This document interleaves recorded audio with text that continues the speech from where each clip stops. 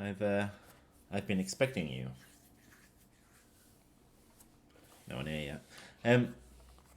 Okay, so yeah, a week has gone by, and I'm going to be discussing what's happened this week.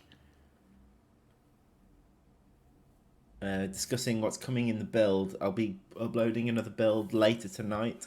So I usually do it over the weekend, but I'm away. I'm away a bit this week for a bit this weekend, so I'm going to be doing it beforehand.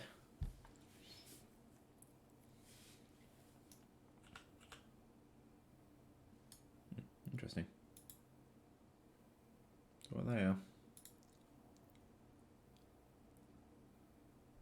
Probably the click plates. So yeah, we've got.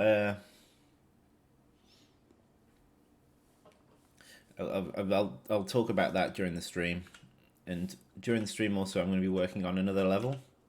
I've only just started it today, and I hit a snag because it's a situation that I've not attempted before.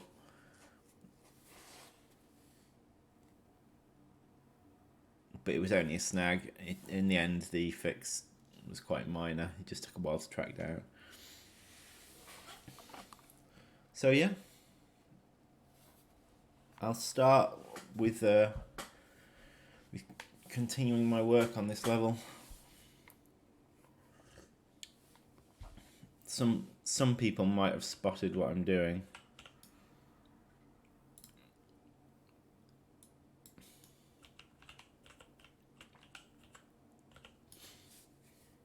But just in case you haven't spotted, I'll run it for a second.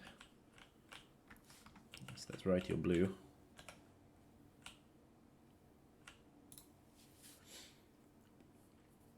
Hello, Pick of Death and Robo Boy. Good to have you with us.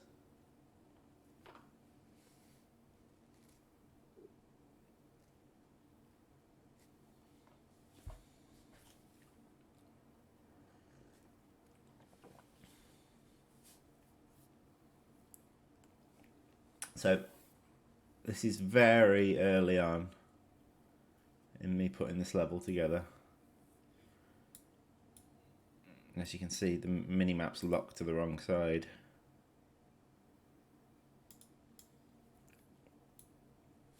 But yeah, it's a cool idea, I thought, for monthly level. Someone actually suggested it as like a DLC on the forums.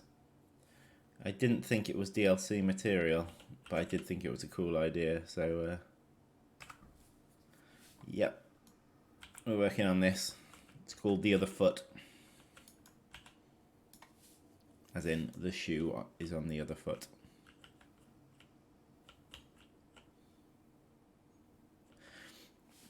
Okay, so as far as I'm aware, the minimap lock happens on this, on the overground tile grid.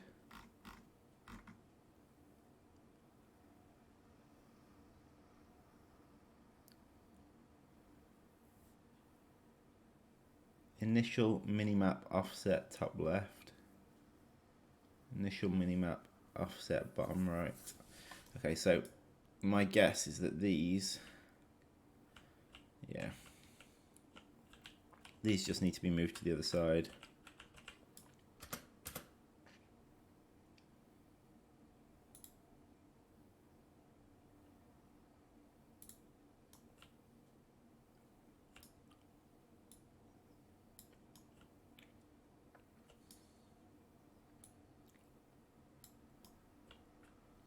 That's about right. Oh no, it's not. Right, that looks about right.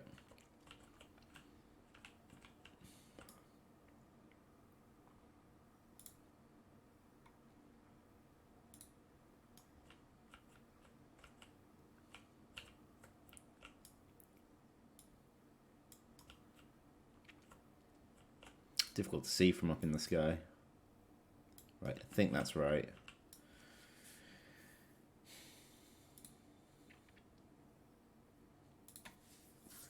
I'll save it and take a look. How's everyone doing? Have you had a good week? Things have been alright here.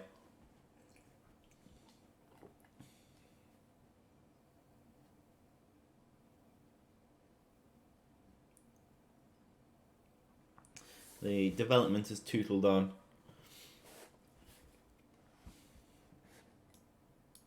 Right, let's have a look, see if that fixed the minimap. I should, whilst I'm working on the level, make the tunnel exit begin open.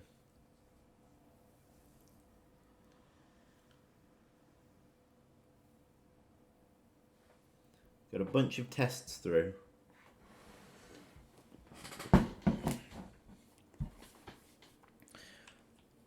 That sounds exciting. Yeah, there we go. Ooh. Looks to me like this plant, for some reason, is affecting the camera height. Well, that needs to be sorted.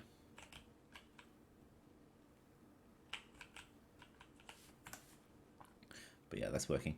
I'm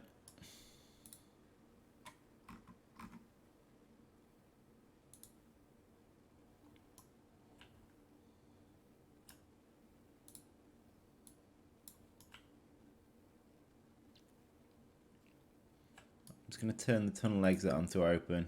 I'll turn it off once I finish the level in a few days' time.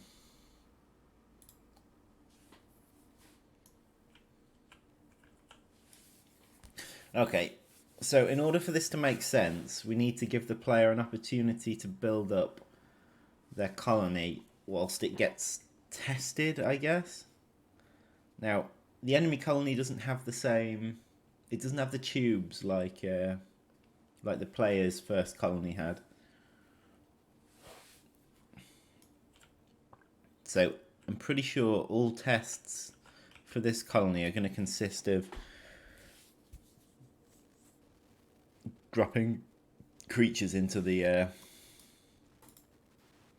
that's not even a... I should just be able to turn collision off on this.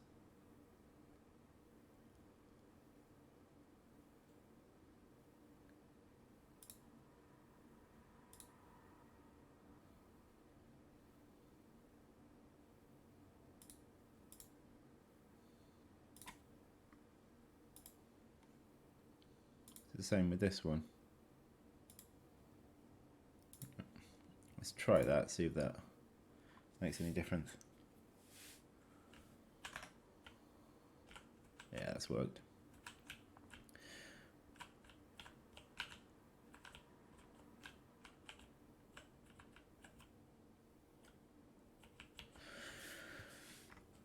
Okay. So basically we're going to need a logical progression of food being given to you, attacks coming in, or some attacks coming in, and then finally the colonies being connected and the fight happening. What I want to do, because there's not going to be a tech tree with this colony, I'm not making a whole new campaign or anything. What I'll do is I will unlock species slowly as time goes on. I think the first thing we need to do is put some resources in this underground. So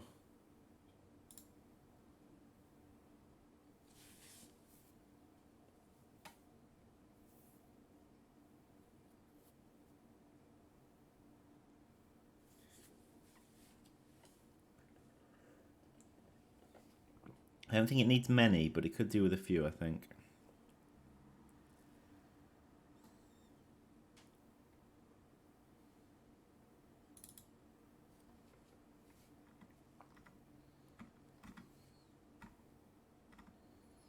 Just do random seeds. There's no point in doing anything complicated.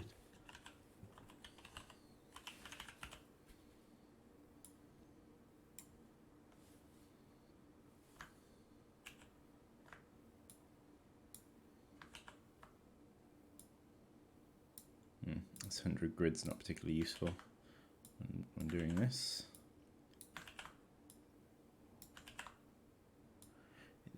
That's literally just to get the player off the ground, get him up to 7 workers, and maybe build a couple of food chambers tiles.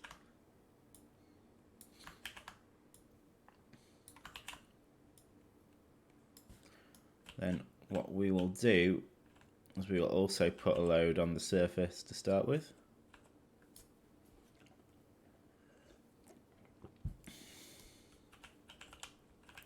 Okay, so work this week took a turn when Liam decided, well, not when Liam decided, when Matt and Liam were running some profiling tests. One of the things they profiled this week was combat. So combat between 2 large armies. And unsurprisingly, one of the things that came back from that test was that the creatures looking at enemy creatures was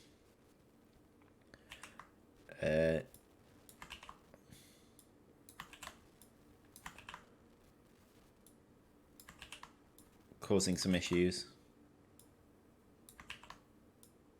Looking at the creature's vision of other creatures. So they do a scan, which is like a collision test in a radius around them to see other creatures. And it's being done quite inefficiently.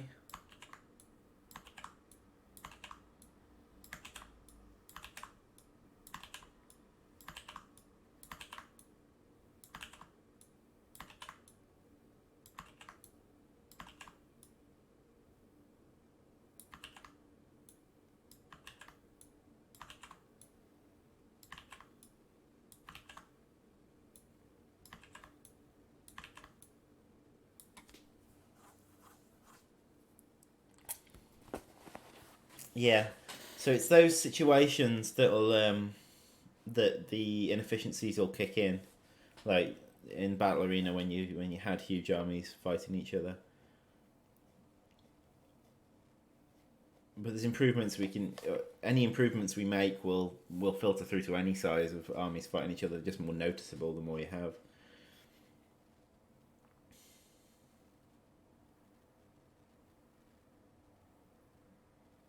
So Liam's basically gone through and started. I mean, he hasn't made. He's made a few optimizations to it, but he hasn't done any of the really drastic ones yet. And the build that I put out today is going to be somewhat temperamental in that regard, because it will have untested elements of that in. If scanning in. So there might be a few situations that crop up, which were situations that we've solved in the past. The bug re-emerges as we try and come up with a more efficient way of doing it. Liam's got a lot of ideas of how he wants to optimize it. Is that enough? That might be enough for now.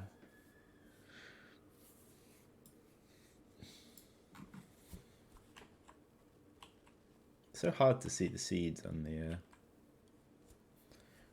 on this texture. But basically, once, not necessarily this weekend. I mean, there should be a slight improvement this weekend, but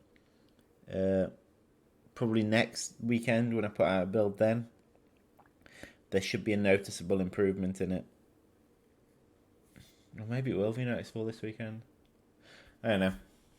We'll get there though. Intern.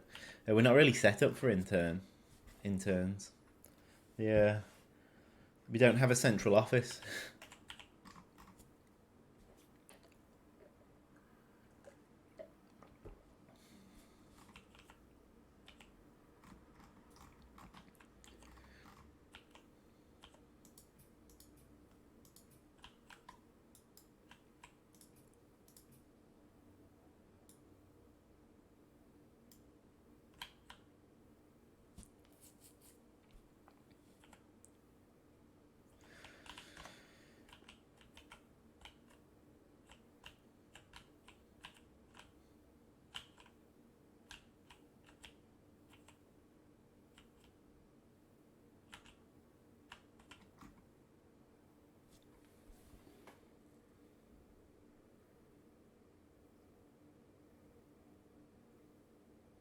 Right.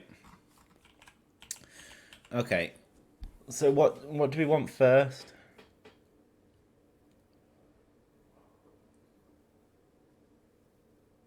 And how much do we want to hold the player's hand through this? I mean, we could literally give the objective survive, and then the player just has to deal with whatever's thrown at them. That's probably fine. I'm not going to worry too much about an objective.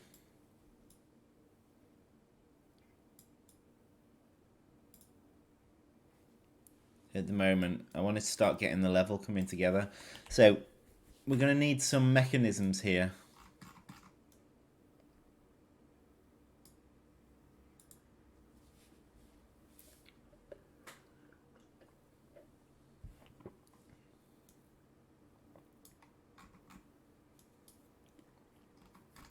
The way our company's set up is we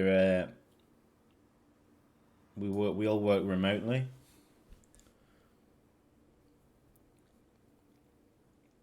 So none of us are actually working in the same location. We do meet up, but it's not really how our company works. We don't go to an office every day.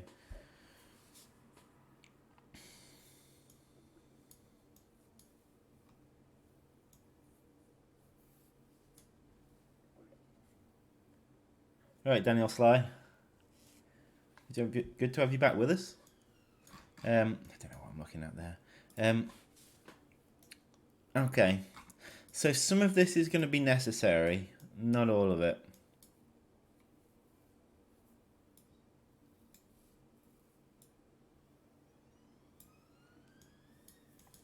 Okay, so computer tile grid, player tile grid. Now,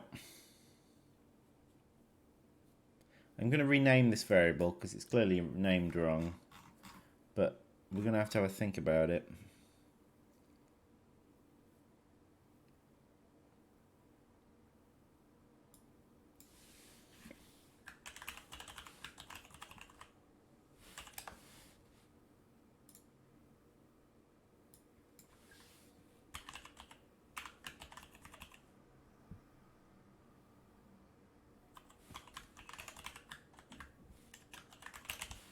And this, we're going to have to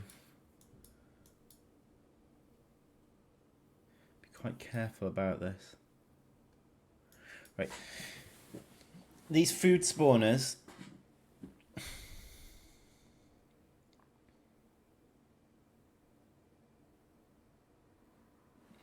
I can move them.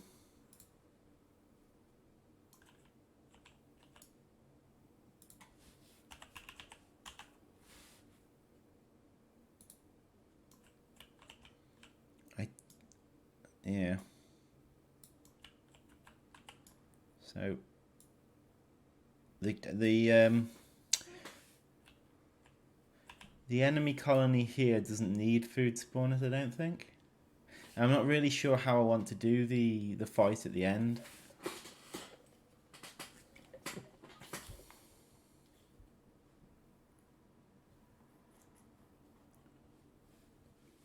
You're right, Seraphine. Yes, this. Yeah, I'm working on a new extra level. It's an interesting idea that came from the forum, and it's a reverse situation. So in this one, you're playing as the blue colony.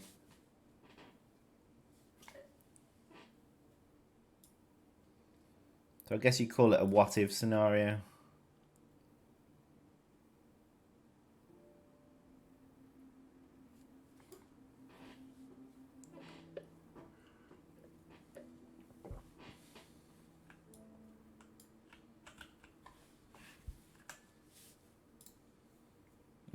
Well, yeah, there's bound to be errors.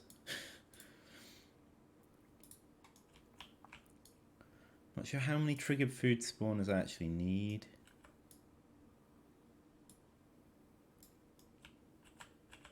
Obviously, they are important.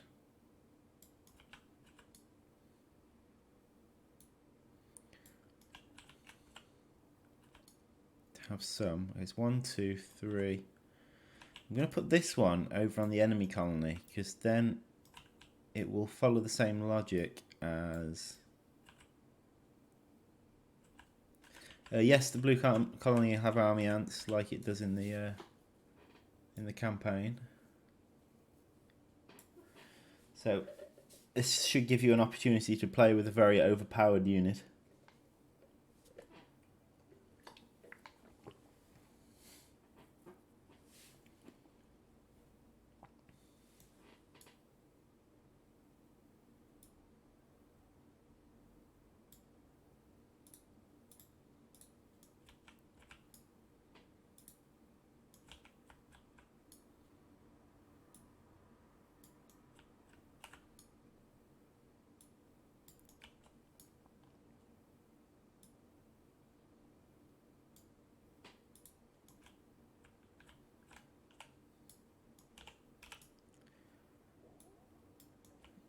That said, I'm only just starting this mission now, so don't get too excited. It's going to be a while off yet. I thought it was a fun idea. I'm going to have to make an icon for army ants as well.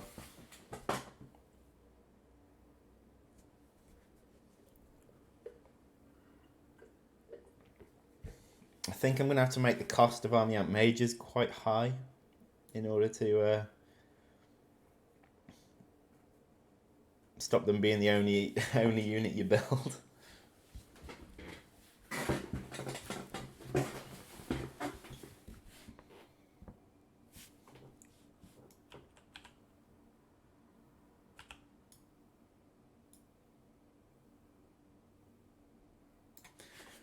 Okay, so that's the food spawners moved around. Moving on. Pop cap. Now, I don't think there's any reason to have a population cap in this. Because it's more like it's an extra level. So we won't worry about that.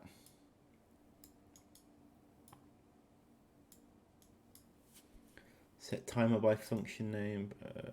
Post begin play. God, there's 2 post begin plays. What a mess.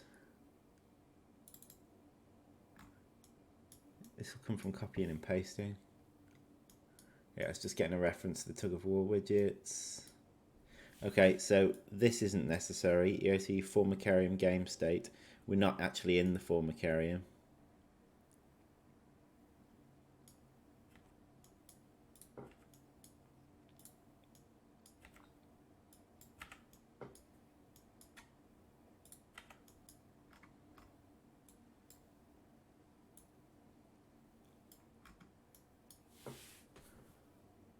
Check your first time setup. That doesn't matter. You can't save it. Save this anyway. Handle rewards isn't important.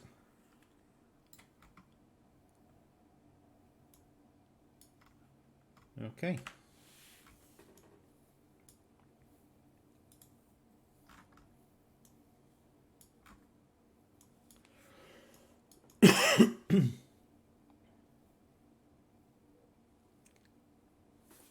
This isn't going to be important because although I'm going to keep the code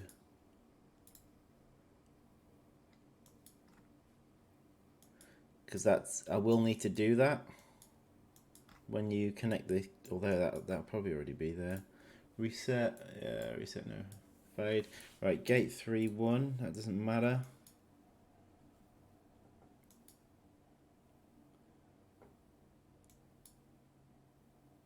There's not going to be a gate mission select. You're not going to select anything. Things are just going to happen to you. Alright, Huff Nerd, good to have you with us.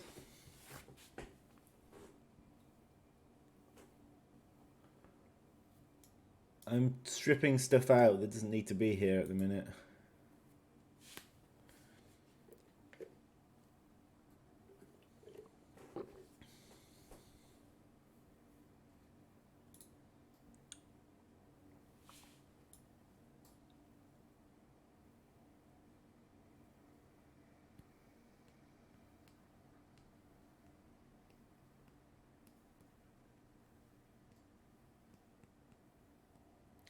Okay, so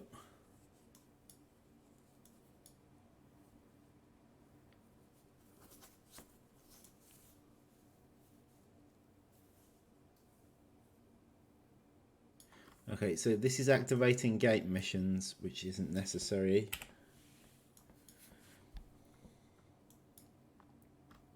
Ignores that. Okay, so check defeat needs to switch round.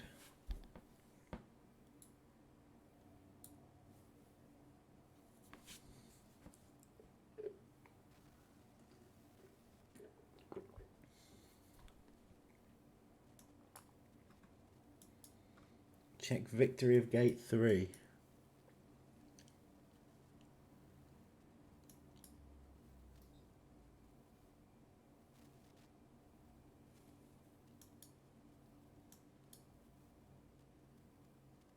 Aha.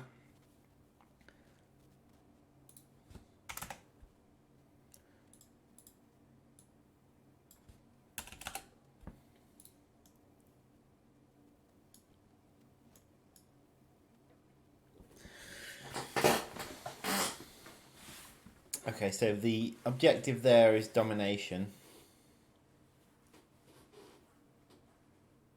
So I guess what we'll do is we'll have several phases. So at the start, you'll have a short amount of time to set up before some small attacks come in. At that point, you'll only be given workers. Then slave maker ants will unlock, which will need an icon as well. So then slave maker ants will unlock, and a wave of attacks will come in a bit tougher. In between each wave of attacks, we'll give the player some food. Then the next unlock will happen. Maybe that's fire ant, small fire ants.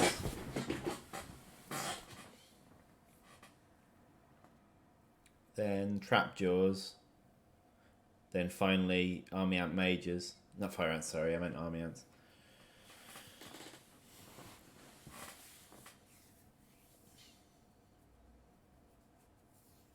So essentially, there'll be 5 waves building up to army ant mages. Then after the 5th wave, the 2 side, and you've been given some food, the 2 sides of the tank will be connected, and the enemy colony will come through. I guess that's what's happening. Now, because it's not a savable mission, I suspect this mission will take roughly an hour to finish.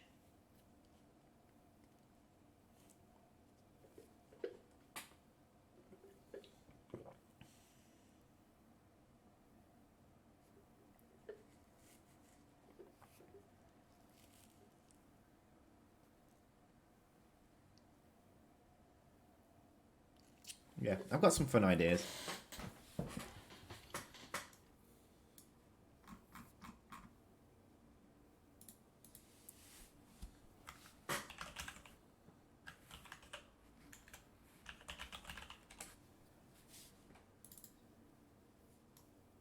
Oh gosh, look at that. Okay, rather than call that play sequence, this would be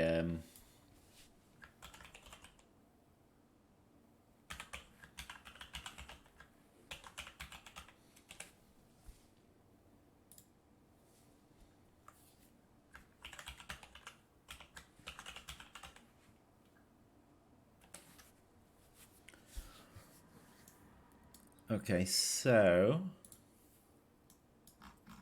where's Tick?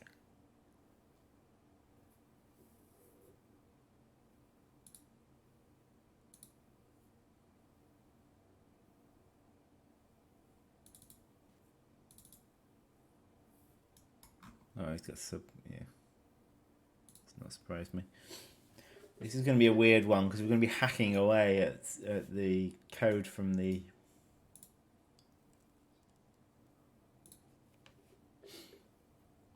code from the formicarium level in order to make this one work.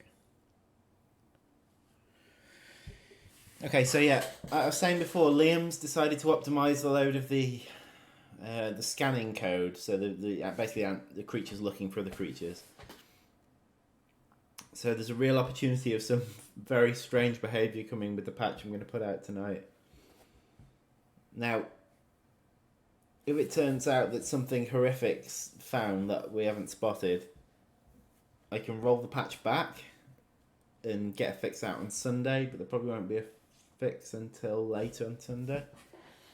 One question about last week's stream. In free play, leaf landmarks spawn twice when any of the landmark types spawn, but what happens when all landmark options, including swarm infestations, are off?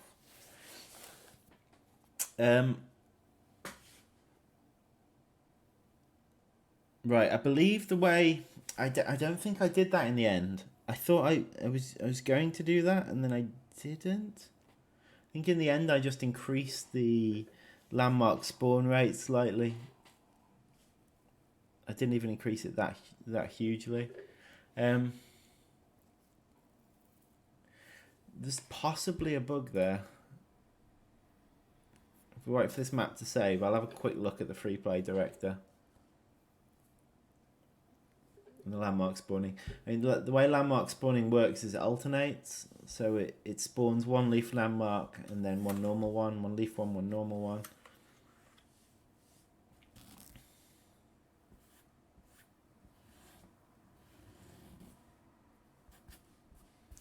There's a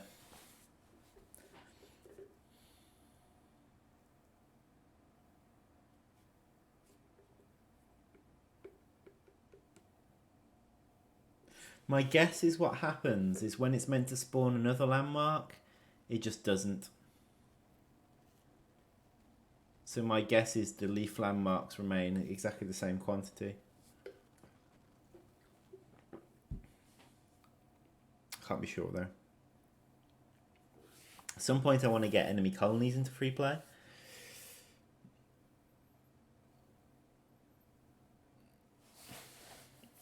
And that's why I don't want to do things like double up, because I don't want to give an unfair advantage to the leaf cutter colony when there's two colonies in free play. But if I just have a very brief look in free play director, just at the point where the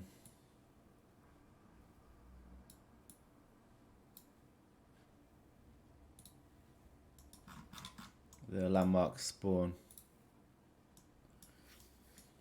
Okay, so assuming all the other landmarks are off, so we come down here, we go local game state, player away, is a human.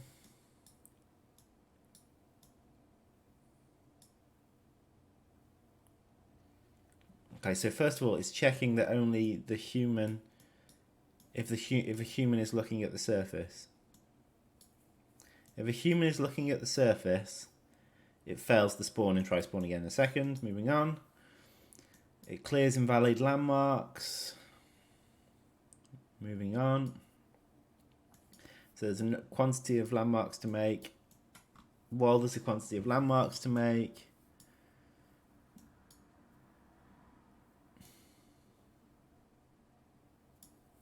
finds an empty point of interest.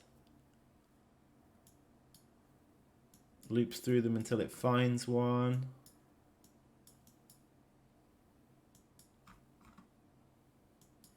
If it's found one, it removes one for the landmarks to make.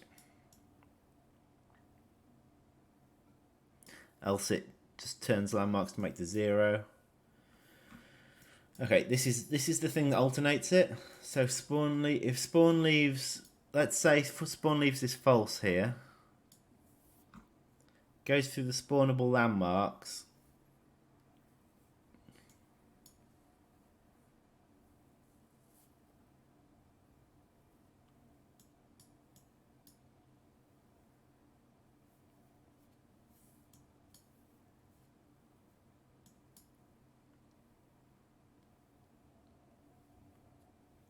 previous landmark made is -1, it re-randomizes things, else it just cycles through them.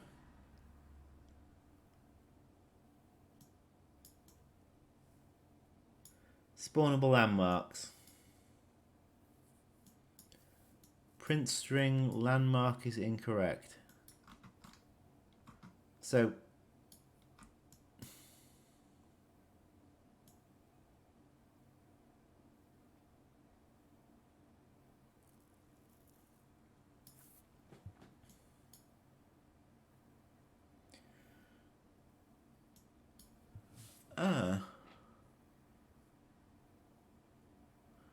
so looks to me like here there should be a check to see if spawnable landmarks has anything in it.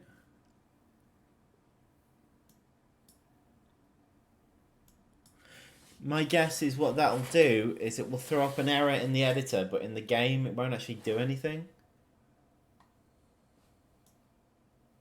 You'll end up here.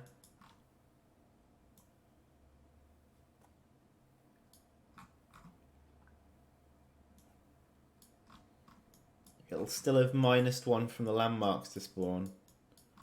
Then next time through it'll come down here and spawn leaves. So, to answer your question, if you turn off all of the landmarks, what will happen is you'll get exactly the same number of leaves. You won't get any more leaves. Right, back to where I was. I'm going to make a note to check that that isn't actually breaking anything. Test all landmarks off. In editor. Because it might be producing an error that you can't see. Because the edit errors occurring in blueprints are actually pretty damn forgiving.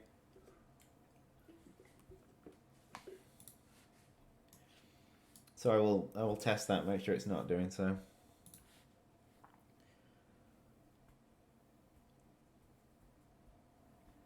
Okay, where were we?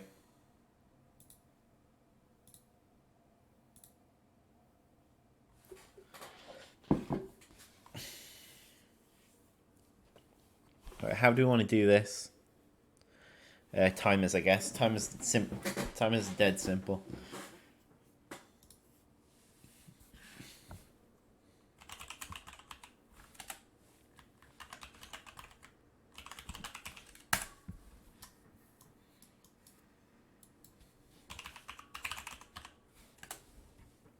Right, so all this does is it ticks down an amount of time. So how long do we want to give the player to start?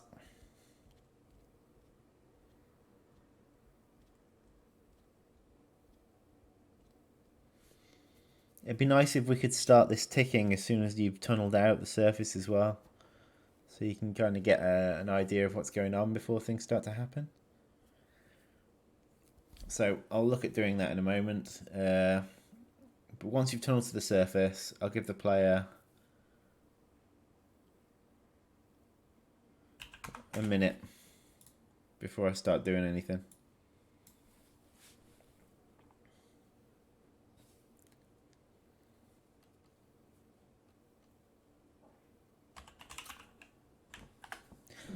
Just to let you know, I'm going to be ending the stream at 3, so in half an hour. And at that point, I'm going to start building the latest build of the game, and that should be up by later this evening.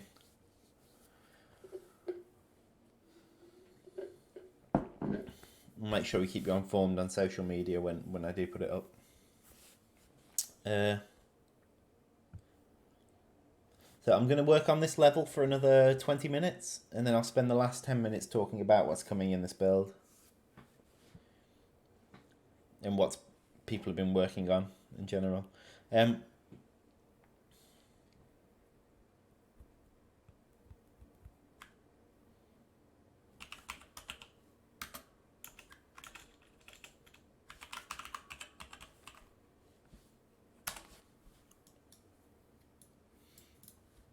Okay, so I need to, in the level code, there needs to be a point where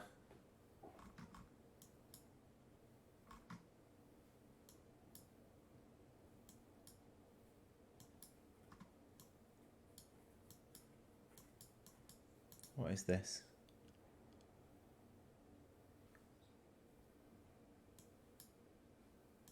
Oh, right, okay, this is the, right, I'm actually going to keep hold of this, because I think during the level, it would be nice for this to happen.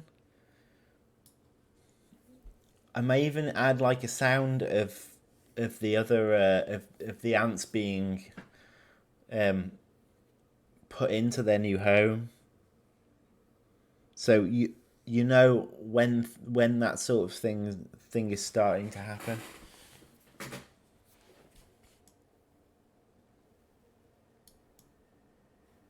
Forget the first time notifications and all of that. I'm going to keep it around, but I'm not. It doesn't need to be connected.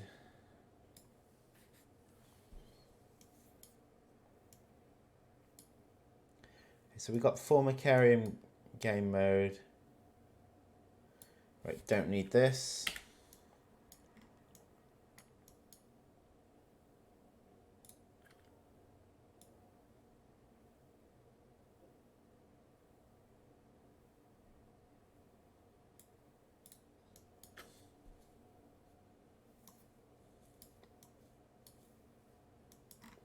Don't need this.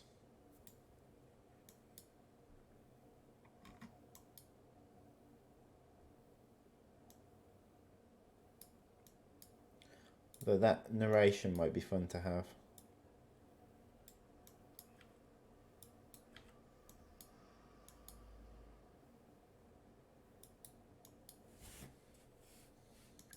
Hang on, I just deleted the... No, I didn't. Sorry, 1 second.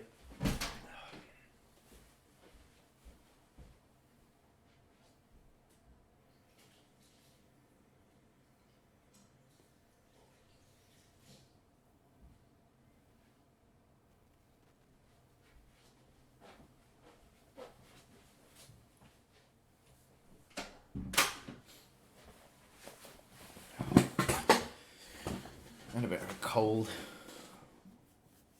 Got it from my daughter. As is the way.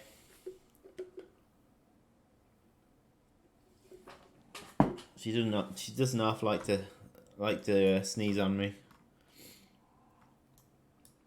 She's only one. I'll forgive her.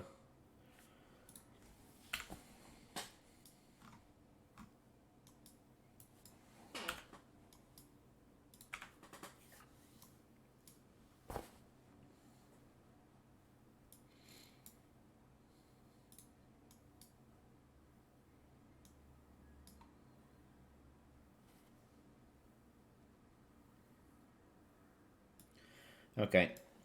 So what we want to listen for is the tunnel exit being tunneled out. Now, I can't remember how we listen for this.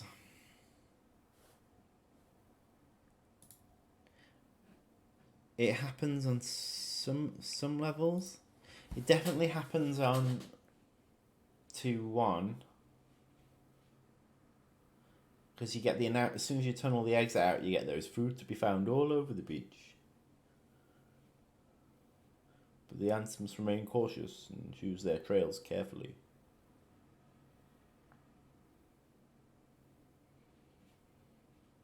So, just saving it, and then I'll have a nosy at that.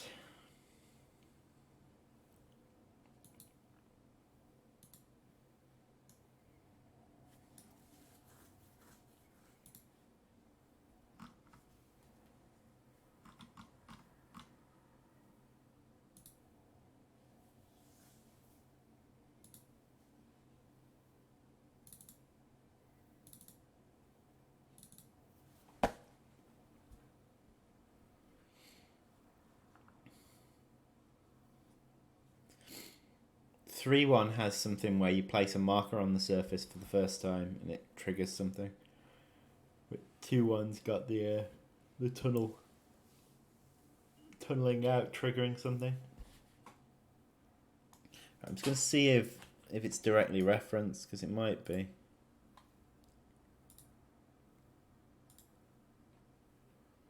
This is an old level, this.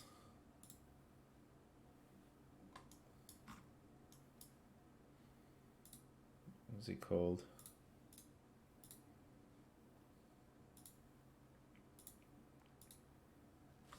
This was actually the first proper surface map we put together. There's a really interesting old video of the first of this what's essentially this map, but there's an enemy colony down here. Of one of our first attempts, well, it's one of our first surface attempts, and the enemy colony was completely broken. I think all it did was move its marker into your base at one point. But we had so many bugs back then. We still have so many bugs. It's just surface tunnel exit. So if I have a quick look.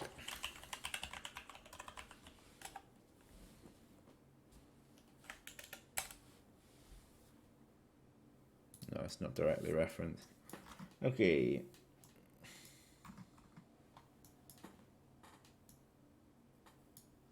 Where's the sequence? Right. This is about all the tides coming in. It's all individually done in these blueprints.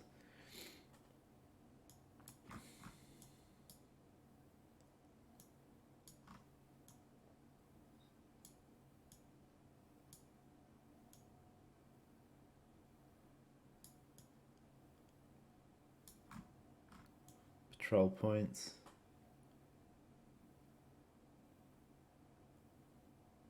These are achievements.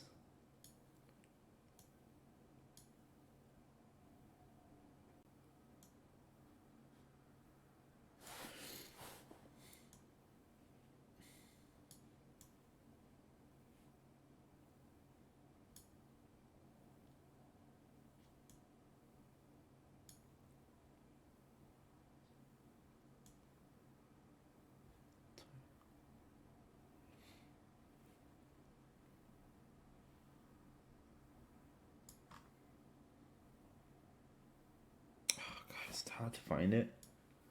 Right, I could try and work backwards from the narration.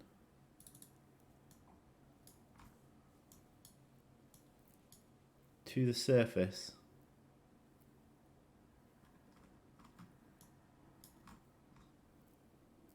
Right, so this might be it. So let's just look for that.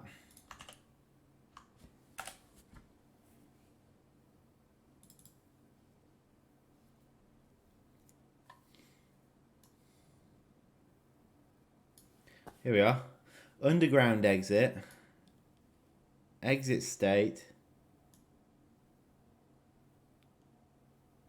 Oh, I see what I've done. I'm assuming this is just on a constant check. Yeah, it is.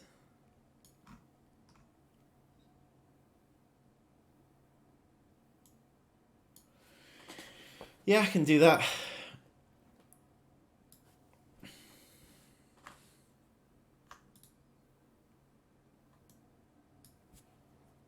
Yeah, it's not been done in any sort of clever way. It's been done in a really basic way.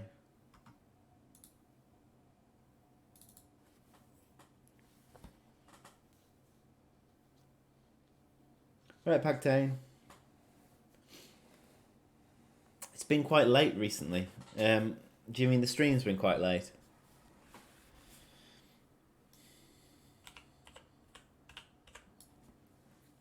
I find myself trying to figure something out in the morning, and I'm basically putting the stream off until I've got something figured out. It tends to be different each time, but so I get stuck on a problem, and I don't want to start the stream stuck on a problem. It tends to be what happens. I know I should be trying to be more consistent with the streams.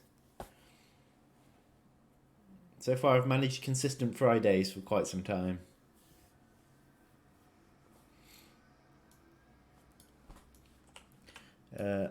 Okay. What I'm going to do then is, rather than have it on a tick, I'm just going to have it on a recurring timer. Recurring short timer.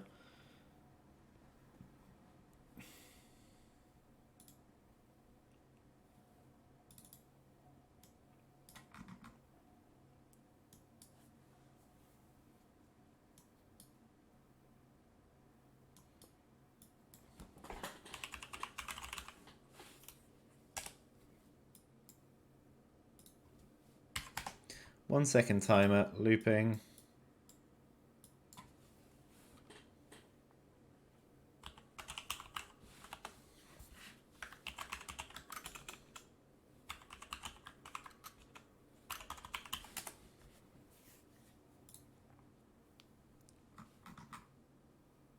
Now, because I'm setting it to begin open,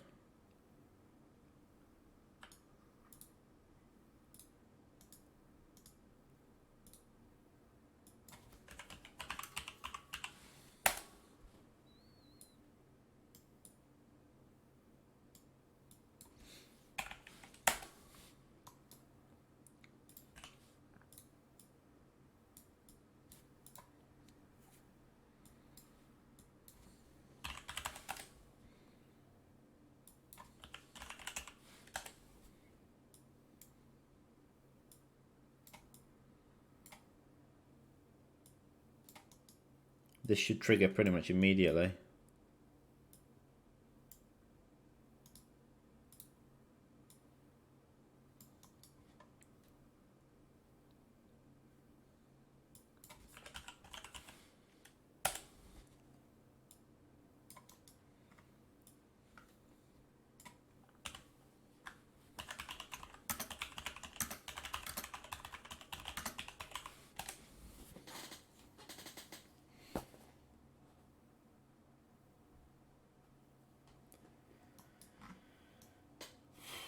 Okay, so that will run.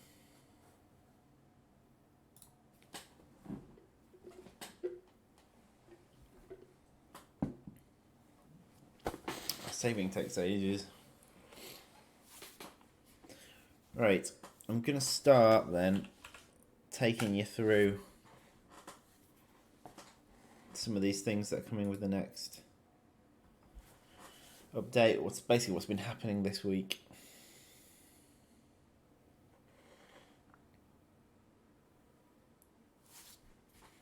I do that by looking at the source control. Oh, it's saved. Right, I'll come back to that. I've got that open now, so once I have another break, I'll have a look at that. Okay.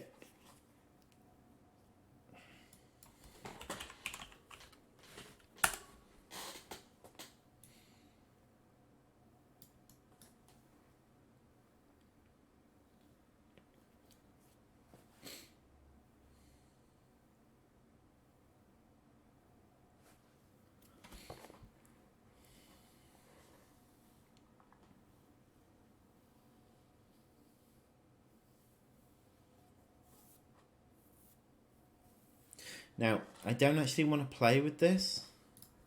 In fact, what I might do is duplicate it instead and then make a slightly different one.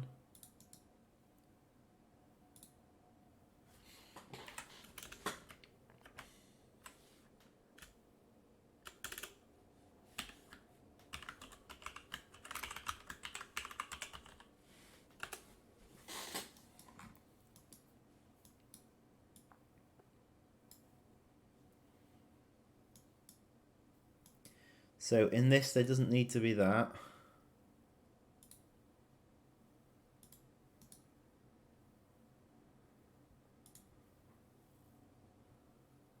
It needs to be anything.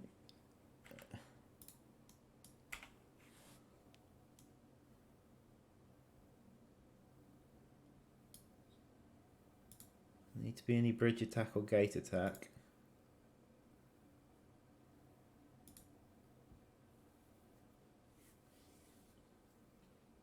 Do not attack. Yep, that's fine.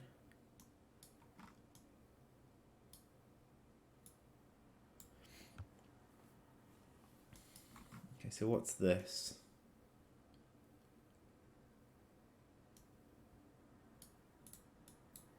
Okay, so these look like these look like the attack locations that they can be dropped in on.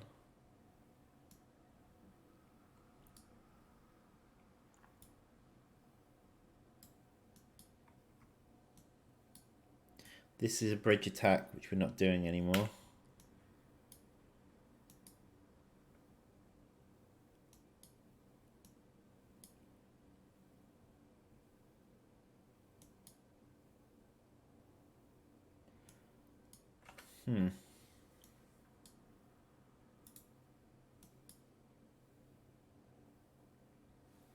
That's on any food spawner. That actually looks like what I want.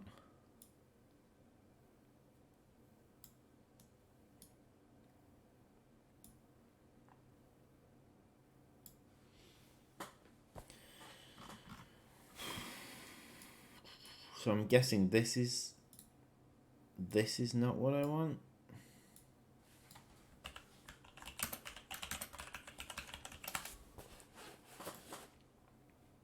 So basically what we have here is it looping through, spawning them based on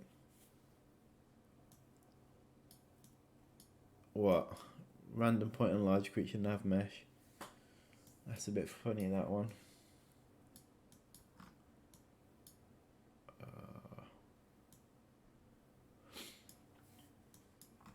Okay, colony ID -1. Selected swarm point. Get queen by colony ID 1.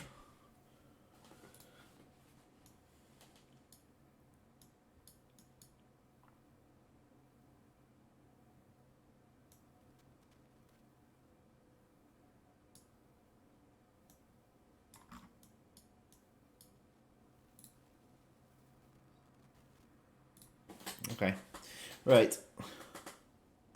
Some ant queens are not exactly defenseless though.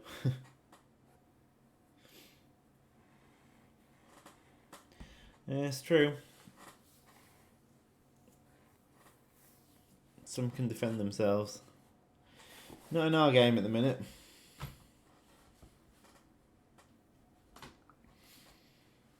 Well, there's the whole thing where the ant queen, like the wood ants do, when they invade a formicarium nest.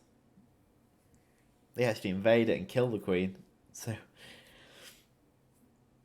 and then take over the nest, which is a bit mad.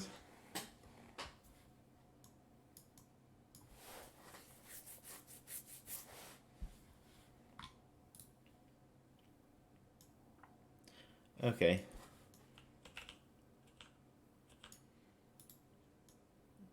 So, let's try this then. Drop blue queen attack.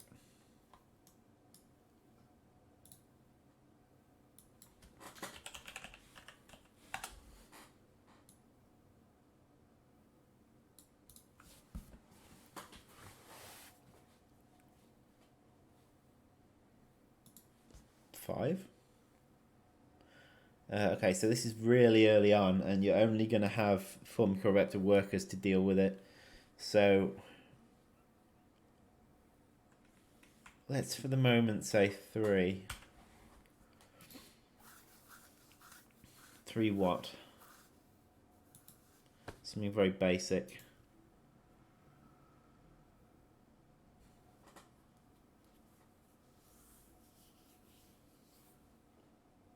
It's a basic rainforest rove beetle, I guess. Rove beetle larvae.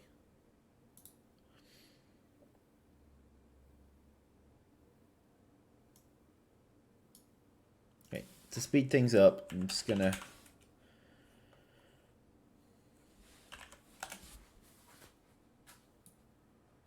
add a shortcut in here, just so I can test it immediately.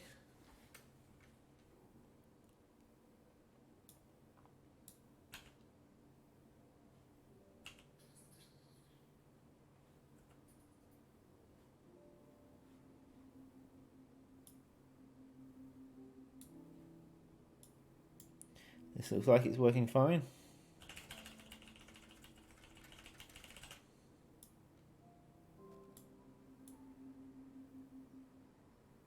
Oh God, why? Why?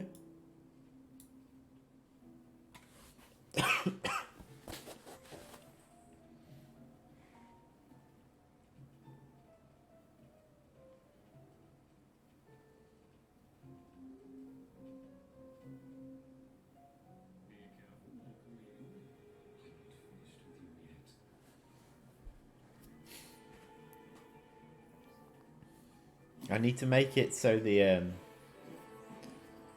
oh, it'd be amazing if the Royal Guard managed to kill all of that.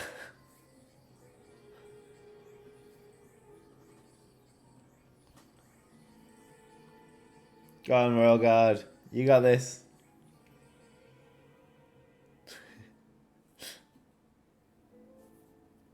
Glorious.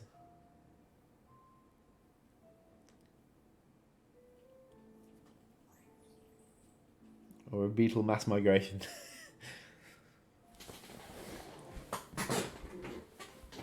Not a good place to migrate to.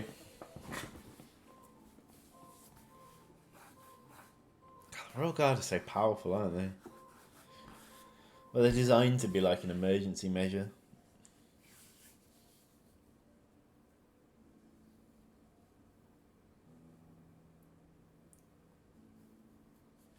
Anyway, that worked beautifully.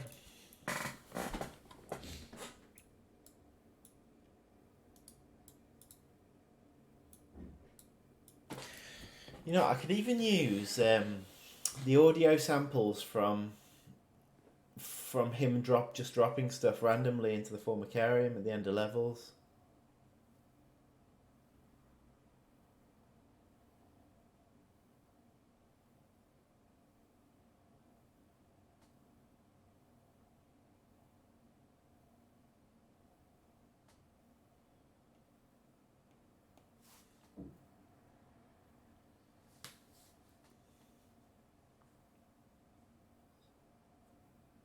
It's not a bad call at all, you know.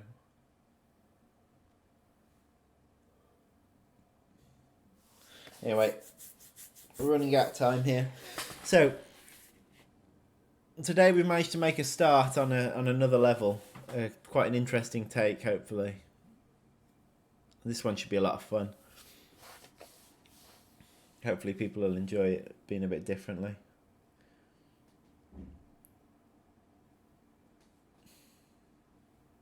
And the food is nice enough to serve itself. Yes. Thank you for coming. Thank you for walking up to the plate. Yeah, I'm just going to briefly go over the changes of the week and what's been happening and what's coming in the patch that'll come out, the beta patch later tonight.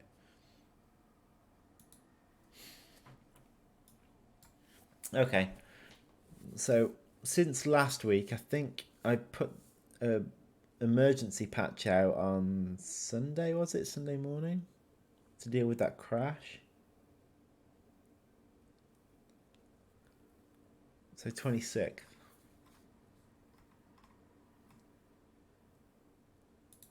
Yeah, there it is, fixed a crash. Okay, so just going through it briefly. Fixed an issue where creatures being picked up and killed by the picker-upper permanently remain in a state of being picked up. So the funnel web constant attack bug.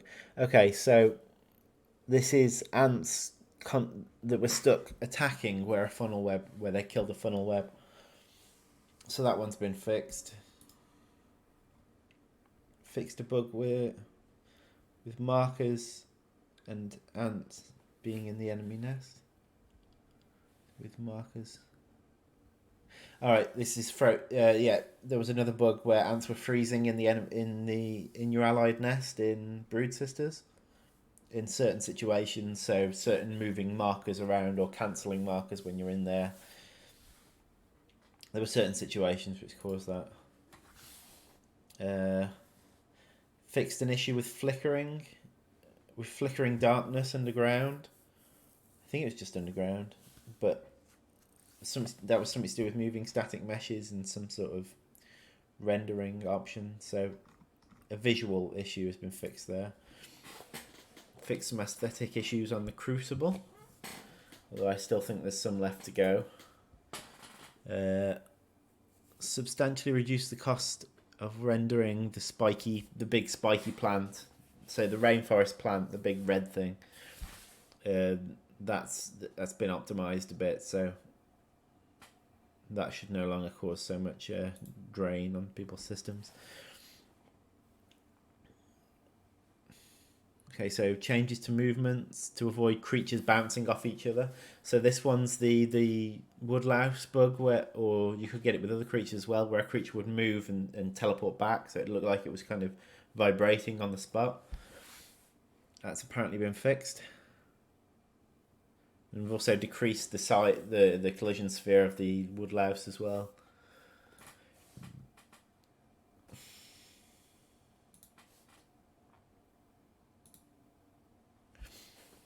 Okay, so there's a bunch of changes here coming to free play.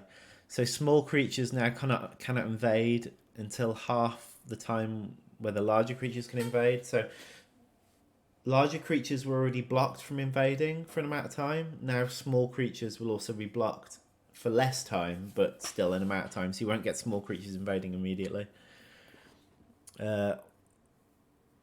Fixed a bug that was meaning the invasion threshold was not working with the new difficulty settings. So there was meant to be a threshold.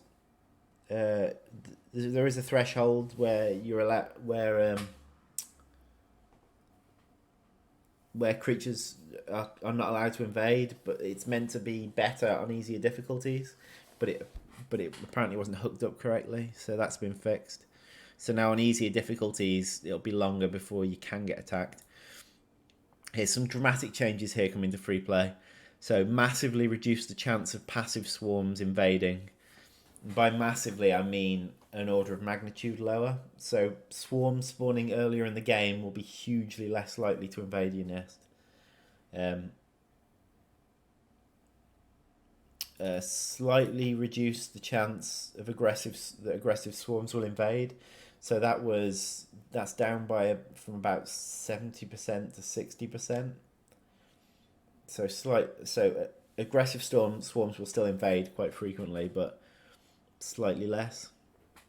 Reduce the chance of aggressive swarms spawning early on.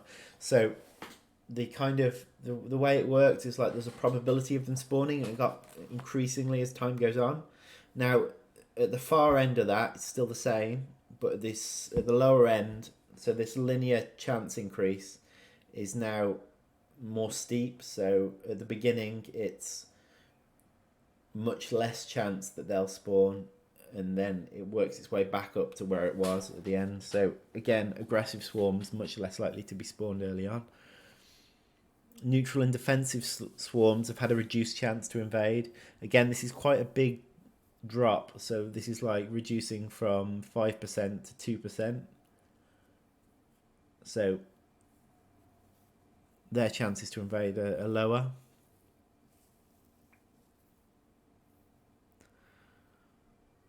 Creature swarms are now removed in free play when all the creatures are killed.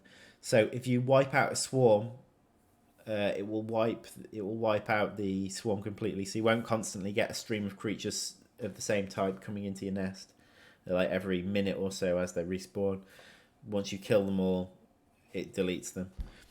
Now, some of these changes are going to require people to feel them out and let me know if they've improved the game or made it worse, or we'll have to see.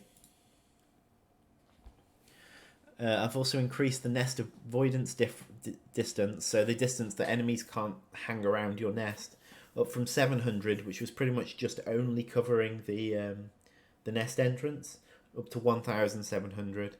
So the radius has been more than doubled. So it should be more noticeable that enemies avoid your nest. They can still walk through the area, but it'll be much less likely that they won't hang around there. There's been some optimizations in the code where we've moved some blueprints into code that were costly. So a bunch of optimizations there.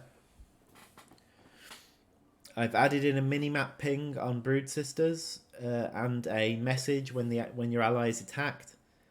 A minimap ping and a message when your ally goes to attack something. And minimap ping and a message when your ally comes to save you. I've also increased the amount of time the computer can harvest at the beginning on all difficulties, up from something like 20 seconds to 50 seconds. So the computer should have longer to set up before it does stupid things in Brood Sisters. Valid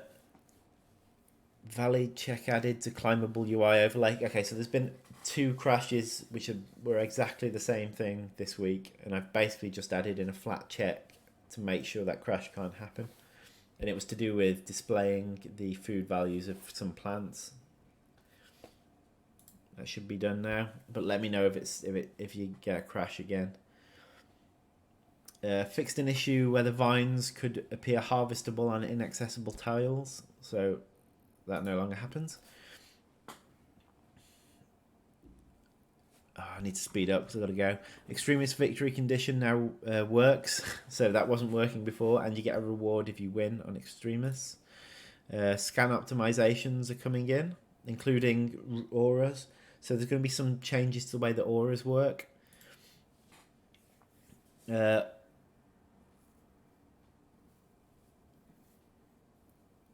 Auras now take 1 second to drop off, so it's slightly longer. And there's optimizations come in from there.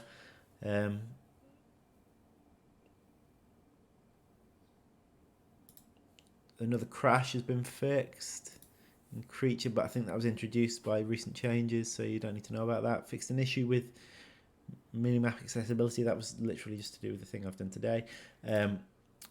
And then one final thing, Liam has optimized more scan functions in the creature C++. So there's going to be some big changes coming to free play. Okay, so I'm going to answer this question, then I'm going to have to go. Can swarm points be generated in the no wander zone? They are always generated on top of landmarks, so potentially just on the edge of the no wander zone, but then it can't stay in the no wander zone. It'll have to move out of it. Anyway, I need to get going. Thanks for joining me again. I'll see you next week. There'll be a build coming out later today. Just be aware that there might be some issues with the scanning functionality, and we really need to hear about those, because the optimizations that have gone into that, there's more optimizations to come, but the optimizations may have broken a few niche situations. So I'd appreciate it if you keep your eyes out. Look for it coming in about 2 hours roughly, because I'm going to pull Liam's changes now, and then I'm going to get the build going. So yeah, look for it coming pretty soon. So yeah, thanks for joining me, and I'll see you next week. Ta-ra.